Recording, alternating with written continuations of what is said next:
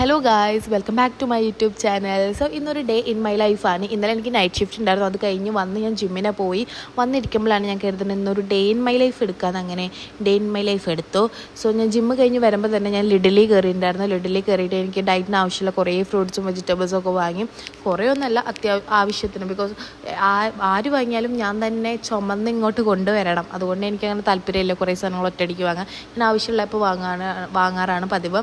ഇപ്പോൾ റീസെൻ്റ്ലി എൻ്റെ ഫേവറേറ്റ് ഫ്രൂട്ടാണ് മറ്റേ സ്വീറ്റ് മെലൺ. അതിന് മലയാളത്തിൽ എന്താ പറയുന്നത് എനിക്കറിയില്ല. സ്വീറ്റ് മെലൺ എനിക്ക് ഭയങ്കര ഇഷ്ടമാണ്. ഭയങ്കര ടേസ്റ്റാണ് കേട്ടോ. നിങ്ങൾ ഇഡലിലൊക്കെ ഉണ്ട്, യു കെയിലുള്ളവരൊക്കെ ആണെങ്കിൽ ഇഡലിയിൽ നിന്നും അൽഡിയിൽ നിന്നൊക്കെ ജസ്റ്റ് വാങ്ങി ട്രൈ ചെയ്ത് നോക്കൂ. അടിപൊളിയാണ്, ഭയങ്കര സ്വീറ്റാണ്. ഡയറ്റിലൊക്കെ നമുക്ക് ഇൻക്ലൂഡ് ചെയ്യാൻ പറ്റിയ ഒരു ഫ്രൂട്ടാണ്. അങ്ങനെ ഞാൻ പറയുന്നത് എനിക്കറിയില്ല, എനിക്കിഷ്ടമാണ്, അതുകൊണ്ട് ഞാൻ എൻ്റെ ഡയറ്റിൽ ഇൻക്ലൂഡ് ചെയ്യും. ഞാനങ്ങനെ പെർഫെക്റ്റ് ഡയറ്റൊന്നും അല്ല കേട്ടോ. ഞാനിപ്പോൾ 2 വീക്കായി ഡയറ്റൊക്കെ തുടങ്ങിയിട്ട്. ഇടയ്ക്ക് ചീറ്റ് ഡേ ഒക്കെ ഉണ്ട്. എനിക്ക് സത്യം പറഞ്ഞാൽ ഡയറ്റിനേക്കാൾ കൂടുതൽ ചീറ്റ് ഡേയ്സ് ആണ്. പക്ഷേ ഞാനിപ്പോൾ ജിമ്മിന് പോകുന്നതുകൊണ്ട് നന്നായിട്ട് ഫുഡ് കഴിക്കുന്ന ദിവസമൊക്കെ ഞാൻ നന്നായിട്ട് വർക്കൗട്ട് ചെയ്യും. ഒരു 2-3 മണിക്കൂറൊക്കെ വർക്കൗട്ട് ചെയ്യും. ഇനിയിപ്പോൾ അധികമൊന്നും കഴിച്ചില്ലെങ്കിൽ ഞാൻ എൻ്റെ വർക്കൗട്ടും ഞാൻ കുറയ്ക്കും. കാരണം നമ്മളെ ഹ്യൂമൻ ബോഡിക്ക് താങ്ങാൻ പറ്റുന്ന അത്രയും നമ്മളിപ്പോഴും ഇൻപുട്ട് കൊടുക്കാൻ പാടുള്ളൂ. അല്ലെങ്കിൽ നമുക്ക് ലോഡില്ല ശരീരം. നാട്ടിലായിരുന്നപ്പോൾ ഞാൻ 4-5 മണിക്കൂറൊക്കെ ജിമ്മിനെ പോയിട്ടുണ്ടായിരുന്നൊരു കാലം ഉണ്ടായിരുന്നു എനിക്ക്.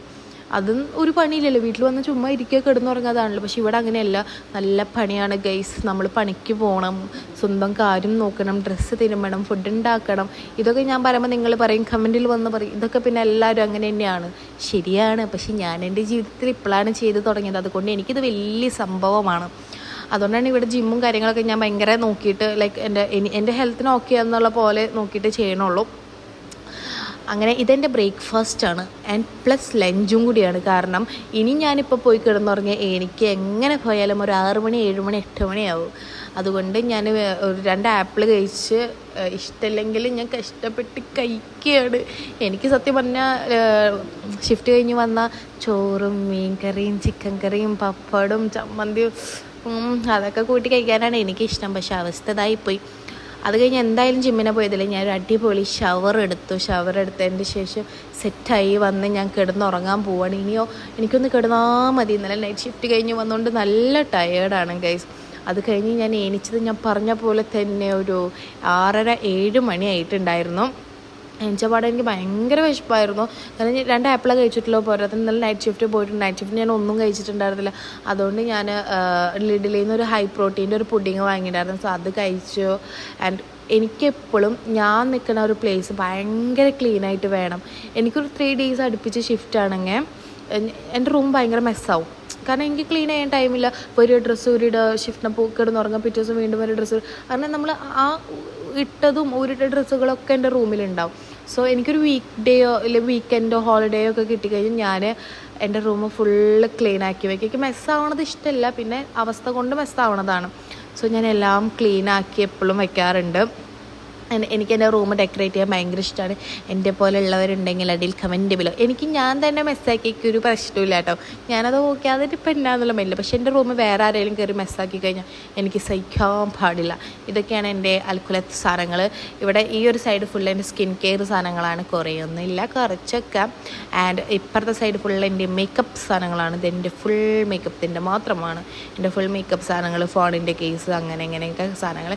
എന്നിട്ട് ഇപ്പോൾ റീസെൻ്റ് ഷീനിൽ നിന്ന് വാങ്ങിയതാണ് ഒരു ഹാങ്ങറൊക്കെ പോലെ. ബട്ട് എൻ്റെ ബാഗൊക്കെ ഞാൻ ഹാങ് ചെയ്യാൻ യൂസ് ചെയ്യണതാണ്. ഇതെൻ്റെ കുഞ്ഞിക്കണ്ണ്, ഞാൻ എൻ്റെ നാട്ടിൽ നിന്ന് വരുമ്പോൾ എൻ്റെ കൂടെ നിന്നുള്ള എൻ്റെ കുരുവരപ്പൻ.